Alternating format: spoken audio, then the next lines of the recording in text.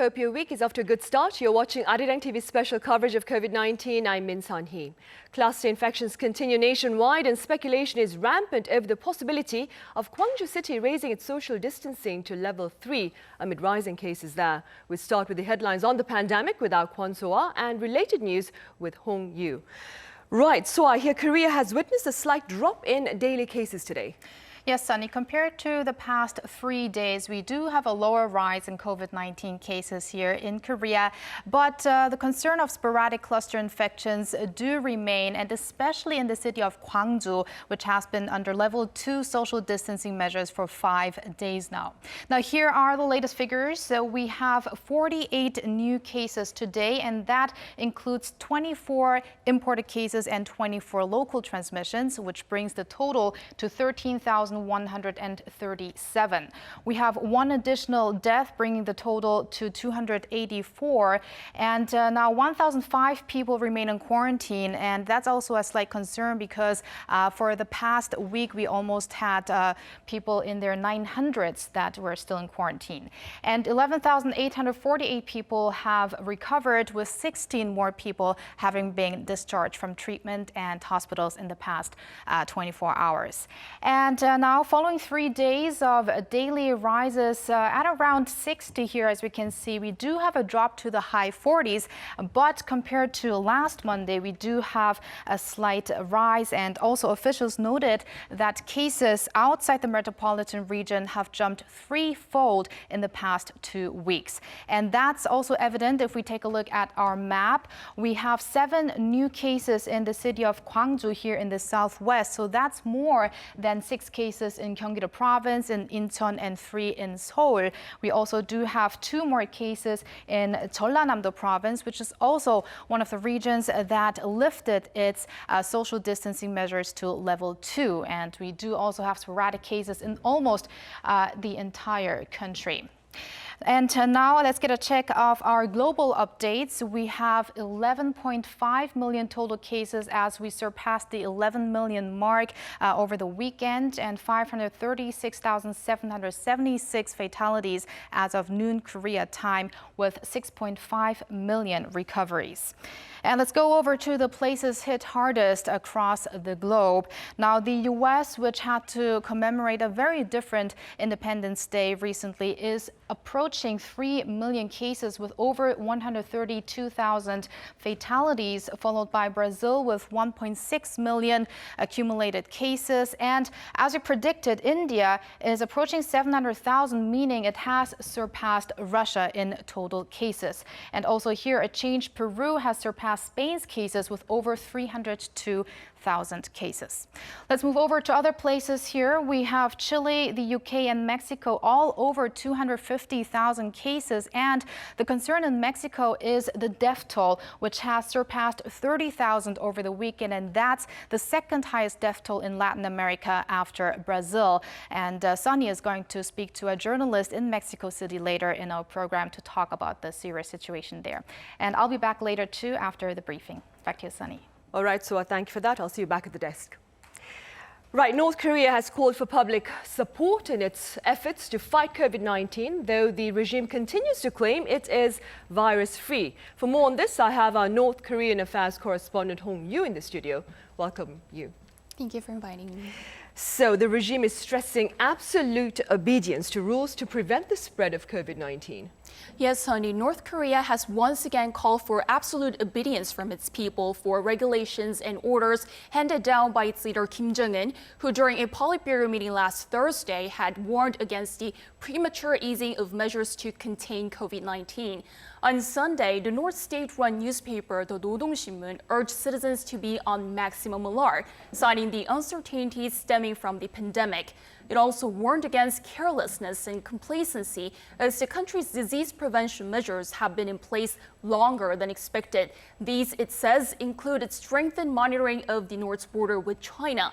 The North has still not reported a single case of the coronavirus, but it has shut its borders to all foreign countries at the end of January as part of emergency measures to keep the virus out.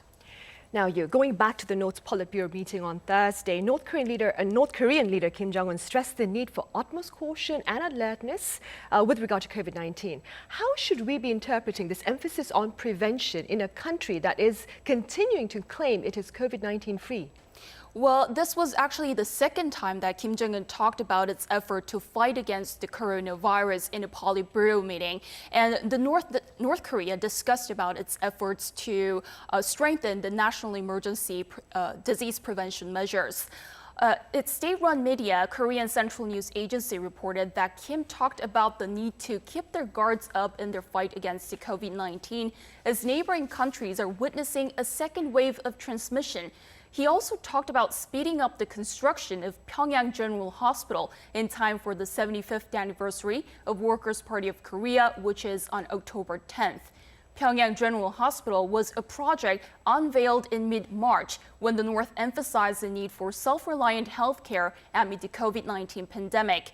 Experts say all these efforts to fight the virus signals that the COVID-19 situation in North Korea is serious. South Korea's special advisor to the president, Moon Jae-in, had emphasized multiple times that this is the time to leverage cooperation in the fight against the virus as a way to resume talks with North Korea and repair inter-Korean relations. And staying with diplomatic ties, Seoul and Washington are seeking a summit between the leaders of the U.S. and North Korea before the former's presidential election this November, I understand. Yes, that's true. President Moon Jae-in actually talked about it in the South Korea and EU virtual summit last Tuesday. He said that he would do his best to try to organize a summit between Kim Jong-un and President Trump before the U.S. presidential election. The Special Representative for Korean Peninsula Peace and Security Affairs, Lee Do-hoon's visit to the U.S. in mid-June was in line with such efforts. Plus, Deputy Secretary of State Stephen Biegun looks set to visit South Korea tomorrow. His visit to Seoul comes 7 months after his previous one last December. What we are curious about is whether he has come with a message for North Korea in regards to a possible Pyongyang-Washington summit. Last time he was here, he had offered a summit between North Korea and the U.S., an offer that was not answered by the regime. And this time, when Biegun is in Seoul, he will be talking to newly appointed senior officers in charge of diplomacy and security. A 4-term lawmaker, Lee In-young, has been nominated as unification minister. Former legislator Park Ji-won is head of the National Intelligence Service, and former presidential chief of staff Im Jong-seok is special advisor to the president on diplomatic and security affairs. In his first interview after his nomination, Lee In-young stressed the importance of talks with Pyongyang. Let's take a listen.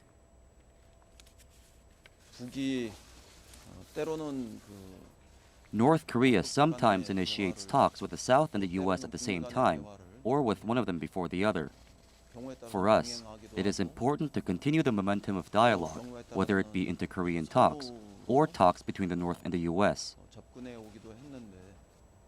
Now, North Korea has responded to the possibility of holding a summit. A top regime official released a statement regarding the issue on Saturday. What was that about? North Korea's first Vice Foreign Minister Choi Sun-hee said in a statement on Saturday that Pyongyang feels no need to meet with the U.S. for talks. She described talks with the U.S. as nothing more than a tool for Washington to divert attention away from the political crisis surrounding the Trump administration. She says both Pyongyang and Washington know what the other is asking for in exchange for what through multiple discussions, and that there is no need for further talks since nothing has changed. But it could also be interpreted that if the U.S. is willing to give what the North is asking for, the regime is willing to meet. I see. All right, Hugh. Thank you for the update on the COVID-19 situation in North Korea and more. My pleasure. Right, it's time now for the regular briefing on COVID-19 here in Korea. The daily number of infections in the country has been hovering well above 40 in recent days, with numbers that is hitting 63 on both last Friday and this past Saturday, and 59 yesterday, that is Sunday. Today, as SOA reported, Korea has its total number of infections marking a slight drop at 48, but authorities remain on high alert as they point out that the speed of the spread in recent months has been faster compared to the initial months of February and March. Accordingly, members of the public are being urged to refrain from unnecessary gatherings within enclosed spaces and to wear face masks at all times. Meanwhile, as part of broader efforts to stem the spread of the virus, authorities have vowed to take stern action against those found violating safety practices. The government is poised to legislate fines and other legal measures against individuals and entities in breach of COVID-19 rules. One such rule is the wearing of face masks on all forms of public transportation. Now, this move comes amid a number of hostile encounters between passengers and drivers over the former's refusal to wear face masks. Also, officials are looking into ways to hold legally accountable infected patients whose negligence results in community spreads. So far, more than 1,000 people have been under police investigation for breaking COVID-19 guidelines. Almost half violated the self-isolation measure, while close to 40% broke the no assembly regulation. We are still waiting for the briefing to commence, and so we'll take a look at the updates for this Monday. Here in Korea, we have a total of 48 cases, raising our total to 13,137. We had one loss of life, raising our death toll to 284. We have more than 1,000 people in quarantine, and a total of 16 people have recovered, raising our recovery rate to 11,848. Right, the briefing is about to commence, and while we wait for that to start, perhaps we could go over a little on the daily life quarantine measures here in the country. Do remember to take 3 or 4 days off from work and to stay at home if you find yourself feeling sick. And like we've stressed multiple times, do go and get yourself tested should you feel that you may have been exposed to the risk of infection. Right, I understand the briefing has started. We'll come back to you afterwards with a summary of the key announcements. First, here is Director Chung Eun-kyung with the explanation. Let us now begin our regular briefing on the COVID-19 response here in South Korea. As of July 6th, we have 24 new local infections and 24 new imported cases. And the total number of confirmed cases now stands at 13,137. Yesterday, 16 more people have fully recovered, and currently 90.2% of the total have recovered. And a total of 1,005 people are in quarantine. We have one more fatality as of yesterday. The death toll now stands at 284. The fatality rate stands at 2.16%. I extend my deepest condolences to the deceased and the members of the bereaved family. Here are some updates on the domestic infections. Regarding a family in the Seoul Jungnam-gu district, we also have 2 more colleagues of the patients, and a total of 9 more people have been confirmed positive. And in relation to a church member gathering in Suwon City, Gyeonggi-do Province, we have 7 more cases, and a total of 20 confirmed cases have been confirmed to date. And related to the Joon Clinic in Seogu, Daejeon City, we also have 1 more patient being confirmed. In total, we have 10 cases being confirmed to date. Related to Gwangnuksa Temple in Gwangju City, we have 7 more patients. In total, 87 cases have been confirmed to date. And 3 of the newly confirmed cases were related to the Keumyang building, and 2 in relation to the Hanul Nursing Home, and 2 related to the Gwangju Ilgok Central Church. And here are some updates on the new imported cases. We have 24 new imported cases, 3 from America, and also 21 from Asia, excluding China, 8 from Kazakhstan, 4 from Russia, 3 from Pakistan, 3 from India. The KCDC continues to witness that among the confirmed patients here in South Korea, we have conducted our analysis on the genetic forms of the 521 samples. And in the initial stages, we found that in China as well as Asia, we saw the transmissions of virus S and V group.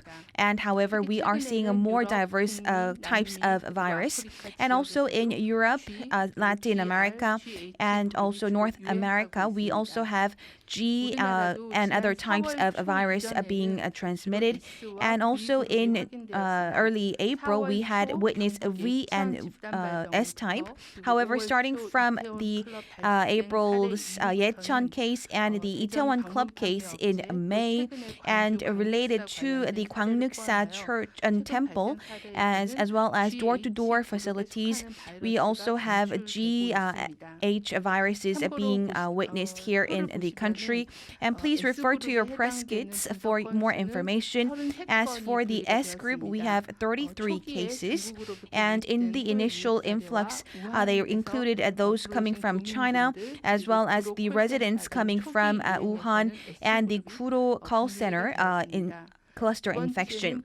And the second, the V group, there are 127 viruses being analyzed under this category, and most of them were at the Cheongdo Daenam Hospital and Sincheonji. Also, there were cases of Zumba dance in the central part of the country and the Sejong city as well, and also the Kuro Nammin Church. There were also categorized as a virus V type.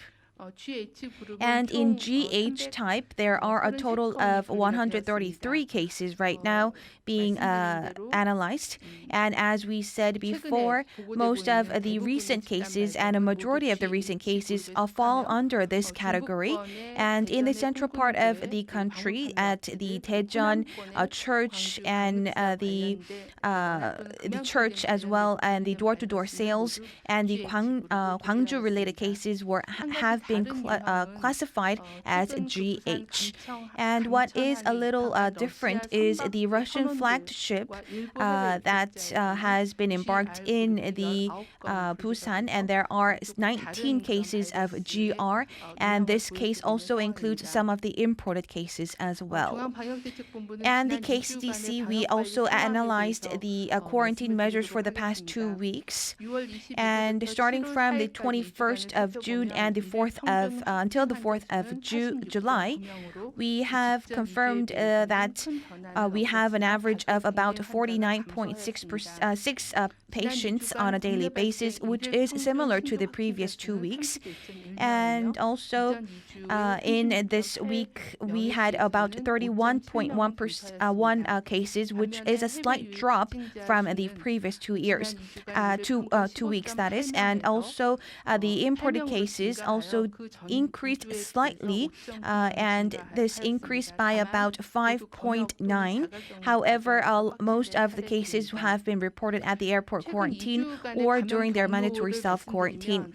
Looking at the sources of infection for the past 2 weeks, about 40% are cluster infections, and the imported cases, however, the proportion of that is continuously rising. And in the metropolitan area, we are also witnessing cluster infections, which is leading to other cluster infections in the Jeollan provinces as well as at Daejeon.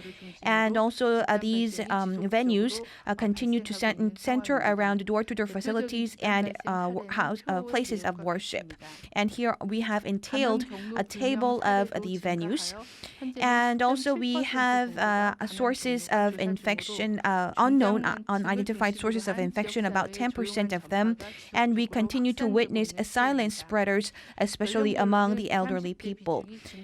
We are seeing an increase of the proportion of the patients in the 20 to 30s. However, there are people aged over 50, which is continuously to increase and now standing about 43% of the total. And we continue to see cluster infections here in the domestic areas, centering around door-to-door facilities. And especially for the religious facilities, we ask you to refrain from going to the social gatherings and retreats or any types of other events. And even you have a physical service, please reduce the number of participants and also wear face masks And please refrain from chanting or singing and play musical instruments instead. And especially for those in the middle to senior age group, we ask you to refrain from going to any PR activities or training events that are held by door-to-door sales facilities. And if you have any suspicious symptoms, please refrain from going outside and get tested as soon as possible. And looking at some of our research analysis that have been revealed lately are becoming a new challenges for the COVID-19. And in South Korea as well as globally, we have witnessed that the spread of the GH type of the virus is spreading. And they are also more cultivated largely, and they also have high infection rates as well. And in other types of research, they also show that the COVID-19 spreads through not only the droplet infection, however, also airborne infections as well, and also small droplets and the aerosol could also spread the COVID-19. So these are some assumptions that are being raised by certain groups of scientists and experts.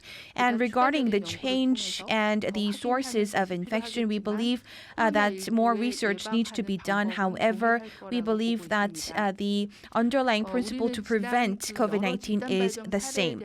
We have carried out epidemiological investigation during the past few months until now, and we have confirmed that the COVID-19 spreads especially at enclosed, crowded, and close contact spaces that are poorly ventilated and where there are high risks of a droplet infection, like activities of talking and singing.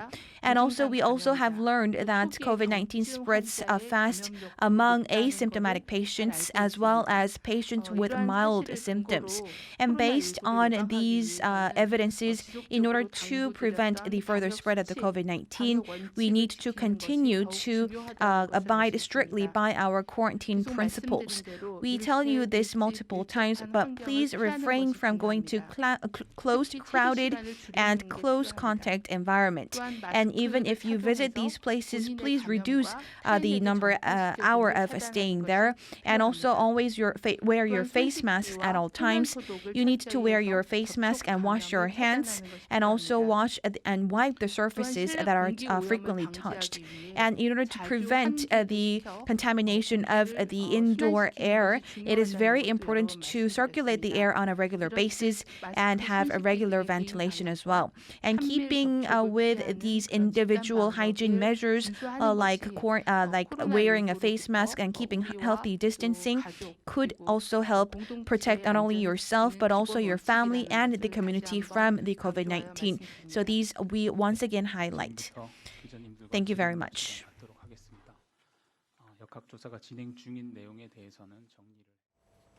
Right, that was Chung Young, the head of KCDC, with Monday's afternoon briefing. Soa, do give us a summary of the key announcements.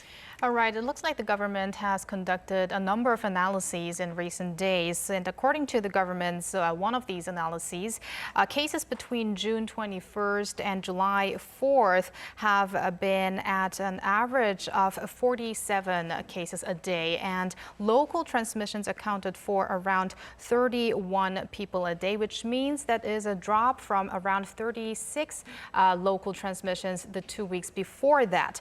But what has been actually mentioned at an earlier briefing before is that this drop can be attributed to the drop in cases in the metropolitan region because we had some 30, I don't have the exact number right now, but the number of cases outside the metropolitan region have actually increased. And there is also a concern that the so-called GH group of the coronavirus is increasing because that's been the case with many of the cases linked in the city of Gwangju recently. And also there have been mentioning about whether the virus can be airborne and not only transmitted through droplets through your nose and mouth. And according to Chong, there needs to be done more research on that, but that is a concern. And last but not least, we, as I mentioned before, half of today's cases were imported cases, and that seems to be a trend that these cases are rising because today we had cases from Russia, Pakistan, and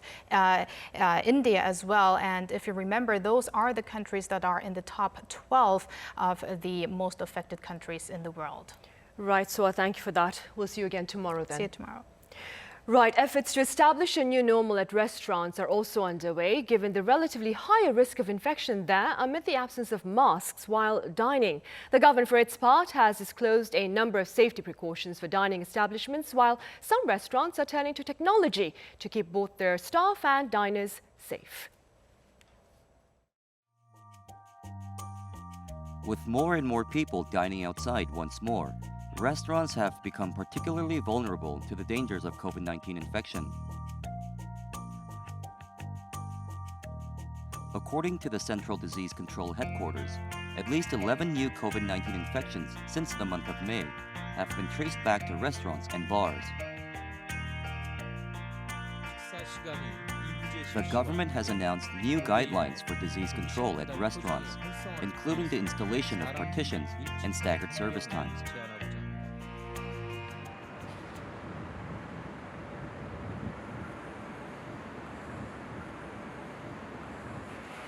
This canteen at Seoul City Hall is leading with example. From partitions on tables to the wearing of personal gloves and staggered service times. Staggered service times during lunch hours have been especially effective, operating in 4 20-minute shifts from 11:30 a.m. to 12:50 p.m. 확실히 그 사부제 시행 전에는 그 점심시간 초반에 사람들이 많이 몰렸는데 그 사부제 시행 후에는 확실히 몰리는 게 좀 덜해요. 그래서 코로나 때문에 안 그래도 사람 몰리는데 많이 불편한데 지금은 확실히 그런 면에서 안심이 되죠. Meanwhile, some restaurants have utilized the latest technology to minimize interpersonal contact. This is a robot restaurant created by a food service company. Here, you won't see any human servers taking orders. You scan a QR code on your table to bring up a video menu. Once your dish is ready, the kitchen staff key in your table number for pickup.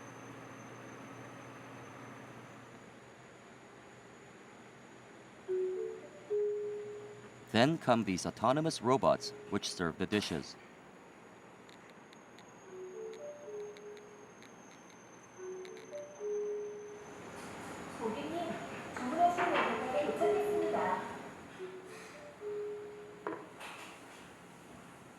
Once you've got all your dishes on the table, you press a button to send the robots back to the kitchens.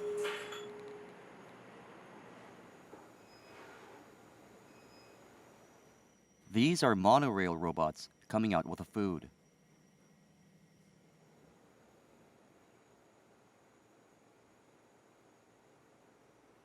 From taking orders to payment and serving, the whole process has been carried out with no human-to-human contact.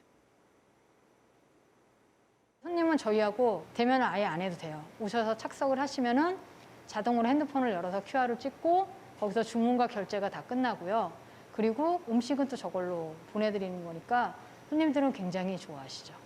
사용을 해보니까 굉장히 많이 도움이 되고요.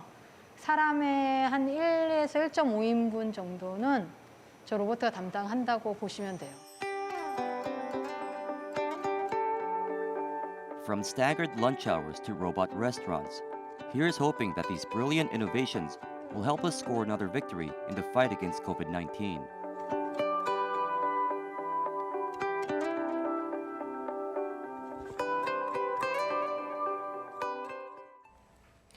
COVID-19 has taken the lives of more than 536,000 people across the globe in a span of about half a year.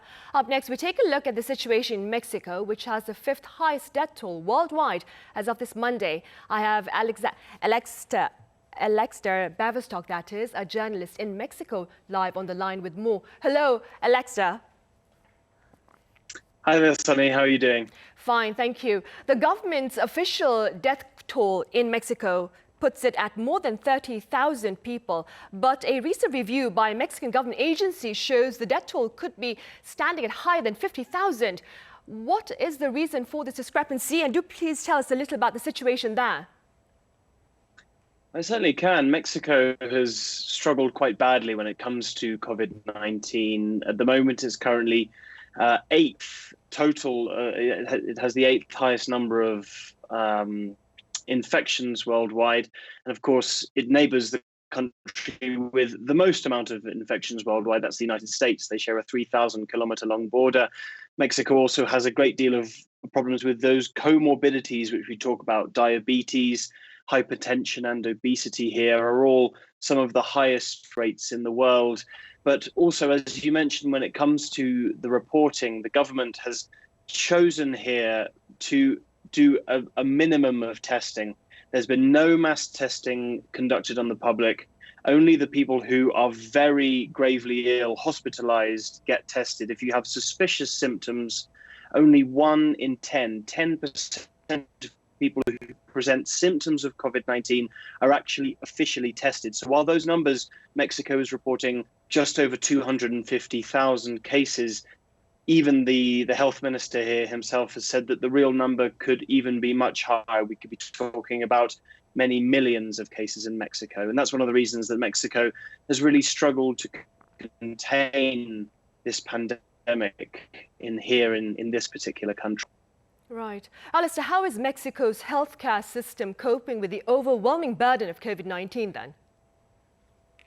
Well, the simple answer to that question, Sunny, is that it has been overwhelmed. If countries like the United States, European countries, which are, highly developed countries, have been struggling to deal with this pandemic, then Mexico has certainly been overwhelmed. Mexico has private institutions as well as public, but no hospitals really here were equipped to deal with a pandemic of this nature here in Mexico. And that's been one of the real problems. We've seen the government asking private hospitals to open their doors to public patients, while public hospitals themselves are overwhelmed as they struggle not only to get their hands on essential equipment like respirators and things like that, but also basic PPE, face masks.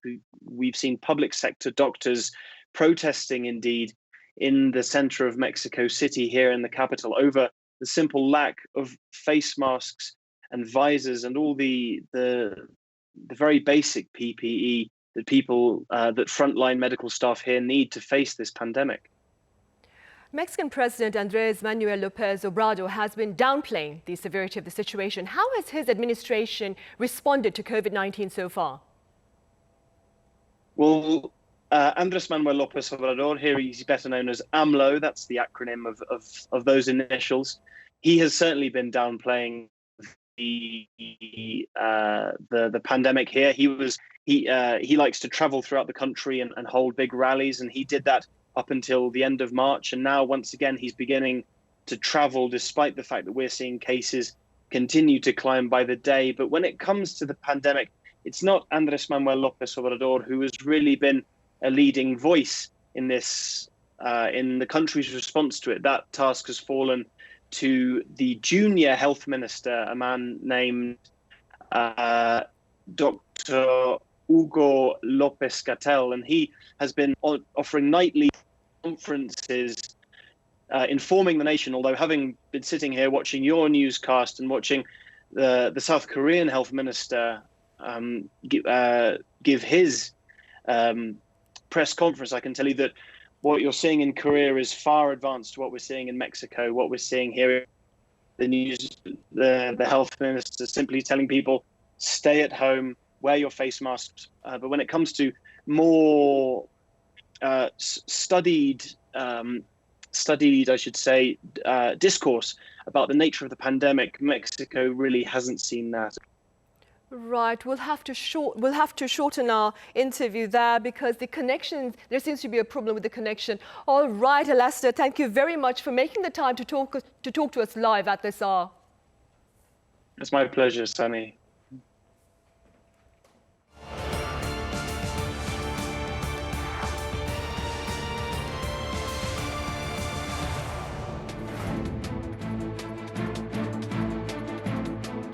la porto sempre, solo che l'ho tolta perché stavo facendo la sauna sotto, quindi.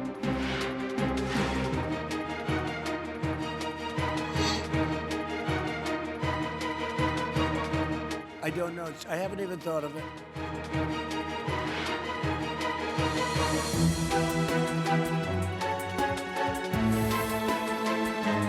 I'm all for masks. I think masks are good. I would wear if I were.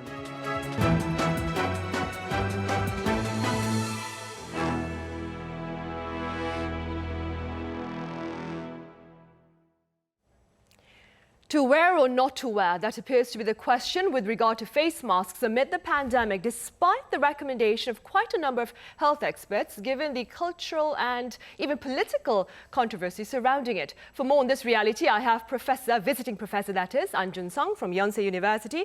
Welcome, Professor An. Thank you. And I also have Professor Mason Ritchie from Hanguk University of Foreign Studies. Hello, Professor Ritchie. Hi, thanks for having me. Right, Professor Ritchie, more than 200 experts from some 30 countries have called on the WHO to acknowledge evidence that shows COVID-19 is an airborne illness. Now, as such, research on the pandemic continues, and it seems as if wearing a mask is one of the most practical ways of protecting ourselves. But this does not seem to be the idea among many in the public in the West. What are your thoughts?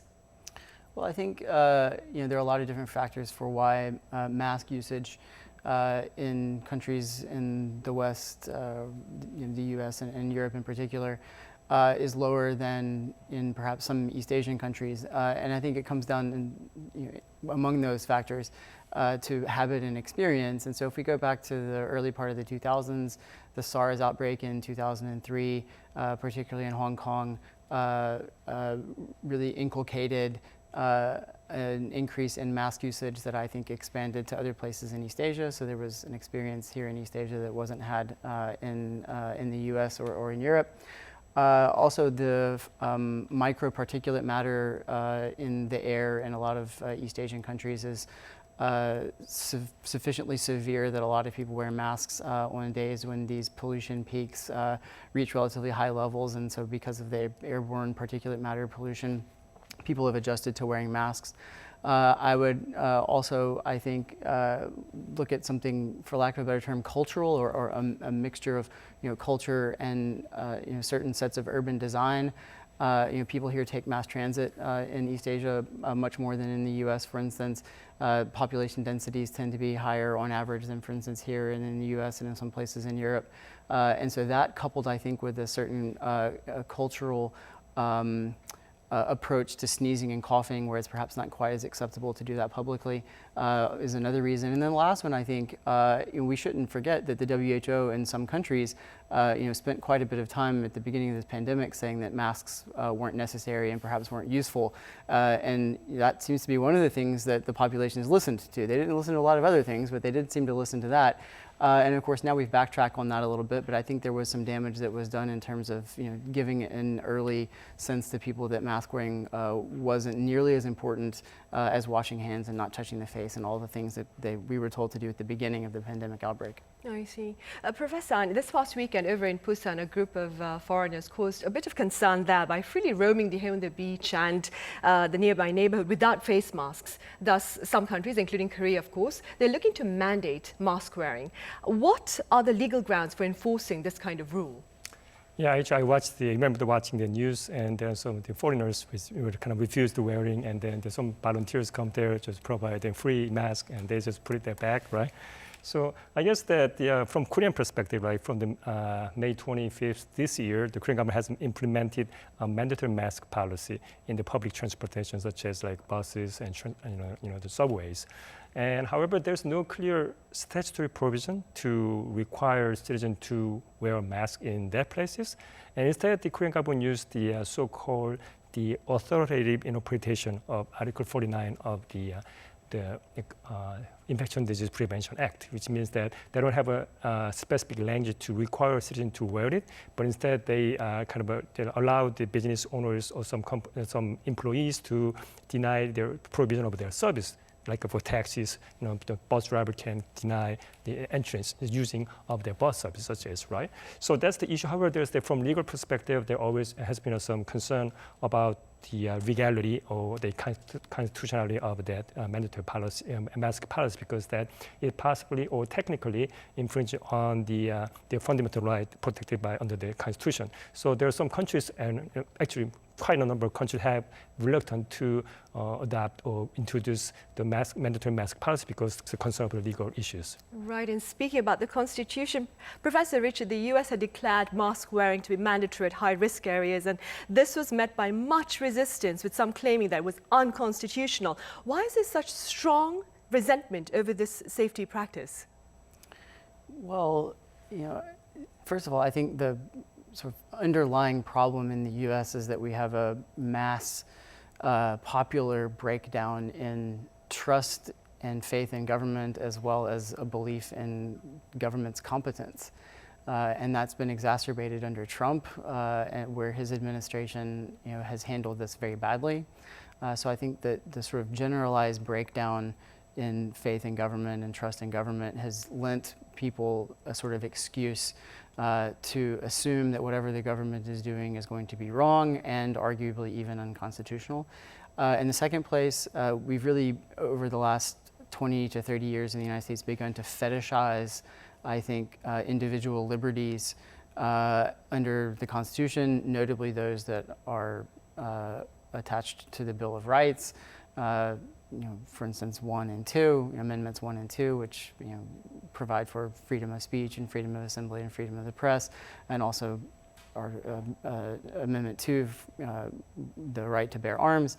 And this fetishization of individual liberties has not, in my estimation, gone along with an commensurate growth in the belief of in individual personal responsibility. So people seem to want lots of rights, but they don't want the individual personal moral responsibility that goes along with it. And this seems to be, with the mask issue, to be totally a flagrant example of that.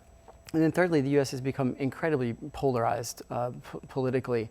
And we have to remember that when the pandemic first came out in the U.S., there was an uneven emergence. It was places in New York and in California and in Illinois and around Chicago. Those are all Democratic areas. And so it was very easy for Republican-leaning states and their populations, I think, to make this into a partisan issue. And as a part of that, masks got turned into a partisan issue as well. Right. We'll probably get into that in a little bit. But first, Professor, and perhaps a bit of the debate surrounding masks wearing is linked to, can be linked to the actions and words of political leaders, including, for example, German Chancellor Angela Merkel, who was only recently pictured wearing a mask, and perhaps US President Donald Trump, who seems to have set aside his mask. What are your thoughts?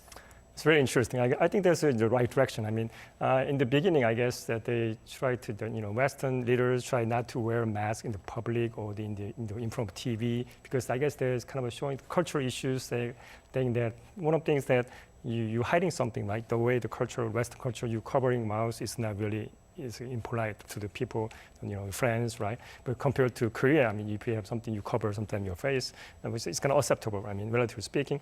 But I was very surprised, actually. Last week, President Trump had an interview with the media, and they said he's all for the mask. So I was very surprised he suddenly changes, the position on the mask wearing issues. And then I guess he also said he has been wearing the mask in some tight situation with many people.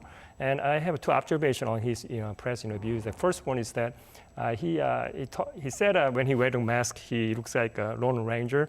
I was really surprised because I remember watching the movie, and then the mask is different, actually. The mask in the movie is covering not, mouth, nose, right? Covering upper, right? So it's kind of very, I guess we're talking about the same mask or different mask, right? I guess. So I guess, and the second observation was that he said the coronavirus will disappear at some point. I was very concerned, actually very concerning me, because that seems like he's taking the situation it's not seriously, because from our Korean perspective, the international community is very concerned about the U.S. situation. It's got a really worsening situation, right? So I guess he's still is not really taking very seriously as much as people, international community hope to take it. Mm-hmm. Right. Professor Ritchie, like you were saying, mask wearing, it appears to become a political statement. And with President Trump going back and forth between wearing it and not wearing it, there are some who believe that the idea is if you're for Trump, you don't wear a mask, and if you're not for Trump, you wear a mask. What are your thoughts on this?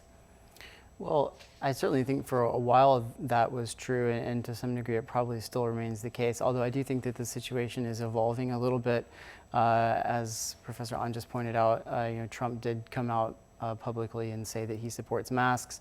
He justifies his not wearing a mask publicly primarily by saying that all of those around him are tested repeatedly, and he rarely, if ever, would come into contact with someone who hasn't been tested, and so therefore it's not necessary for him. Setting aside the validity of that argument, he did at least say that he was for masks. The Republican leadership has also come out publicly with statements that they're supporting mask usage.